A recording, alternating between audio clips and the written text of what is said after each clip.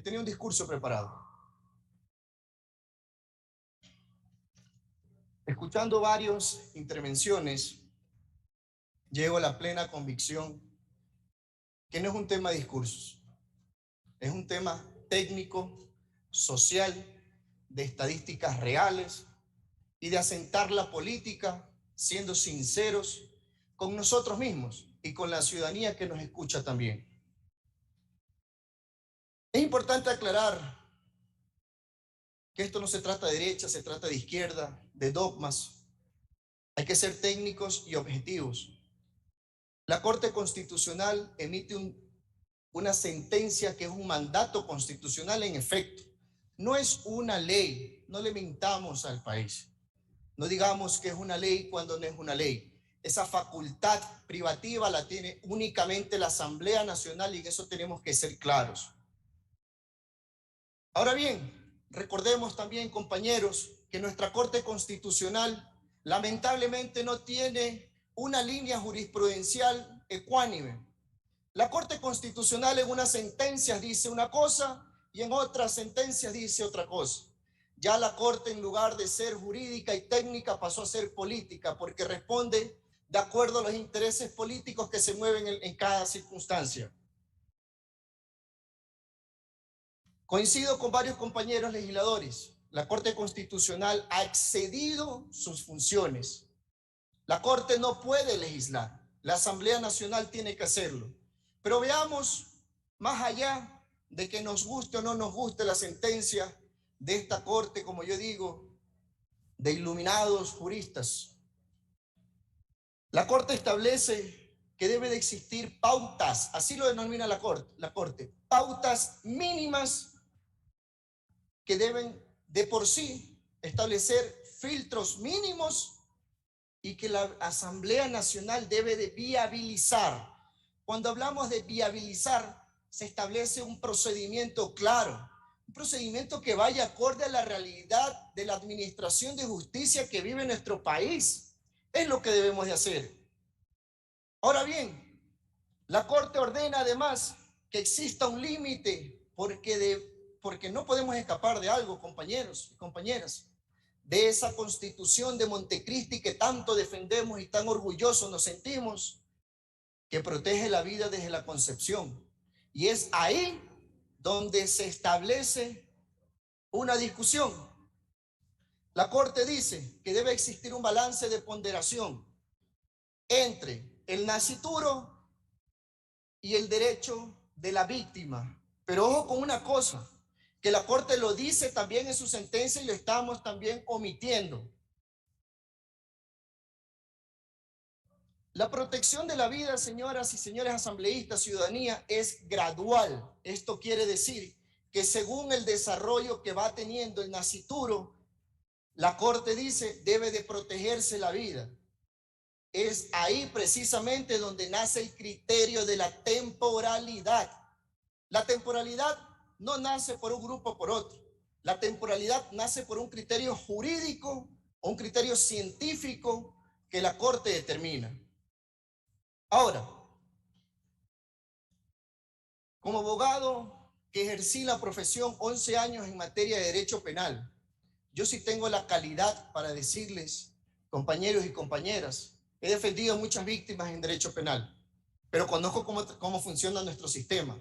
Y aquí debo de reconocer algo. En el gobierno del expresidente Correa, cuando esta administración de justicia, ¿qué es lo que concentraba? En un mismo lugar que exista el Ministerio de Salud, el MIES, todas las instituciones, para que al momento que vaya una víctima a denunciar, la víctima en un proceso de 1 hora podría salir y después todo el procedimiento legal que debía establecerse. Queremos hablar de víctimas. Hablemos también de las mujeres que son víctimas de violencia intrafamiliar. Ustedes saben, señores asambleístas, cuál es el procedimiento. Saben cómo esas víctimas sacan una boleta de auxilio. En menos de 1 hora tienen una boleta de auxilio. Así lo establece una resolución del Consejo de la Judicatura. Ahora bien,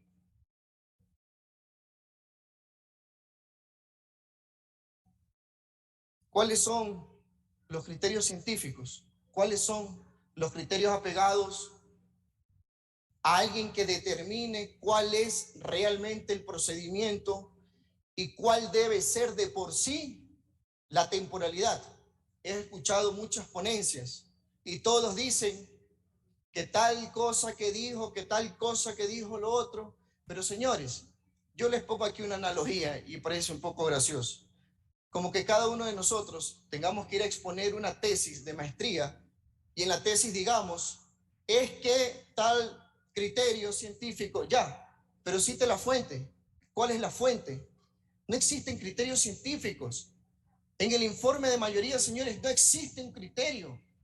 El informe de mayoría se somete a posturas políticas, es la realidad. Nosotros como legisladores debemos de ser coherentes y no debemos de legislar en función también de excepcionalidades. La ley regula lo general y aterriza la excepcionalidad, sí, pero debe de ser basado en una estadística. Yo les pregunto, ¿cuál es la estadística? ¿Dónde está esa estadística que tanto mencionan?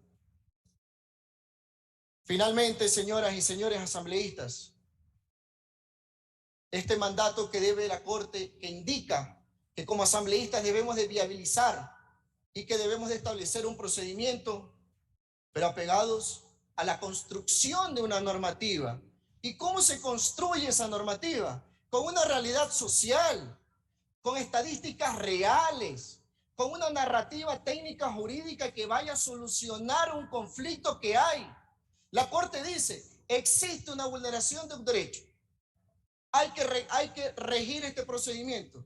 Pero cuidado y vamos a crear un problema en la administración de justicia en lugar de una solución.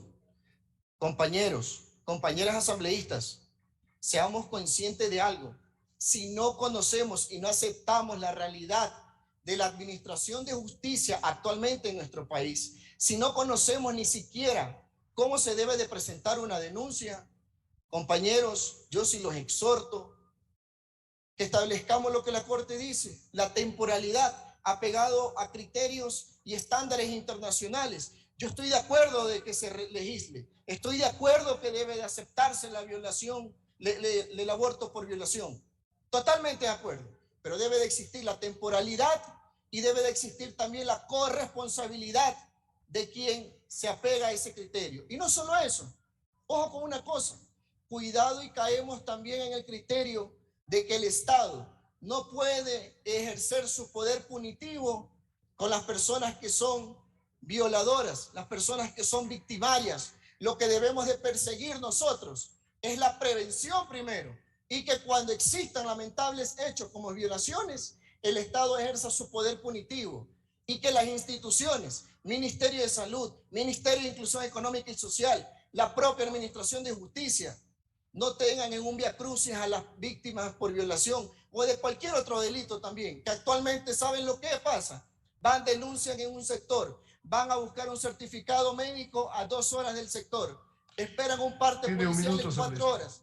Tenemos que recordar los procedimientos, señoras y señores asambleístas. Aterricemos la realidad, seamos coherentes con esa realidad y ahí sí, cumplamos con lo de la Corte. Yo estoy de acuerdo. Defiendo a la víctima, mujeres, adolescentes, niñas, mujeres en general. Voy a estar siempre del lado de ustedes, pero tenemos que ser también conscientes y responsables con lo que legislamos, porque basta de tantas leyes que sirven para poner en un cuadro, pero en la realidad no son ejecutables. Muchas gracias, señor presidente. Asambleísta Omar Ceballos tiene la palabra. Buenas tardes, señor presidente encargado, Virgilio Saquicela, compañeros asambleístas todos.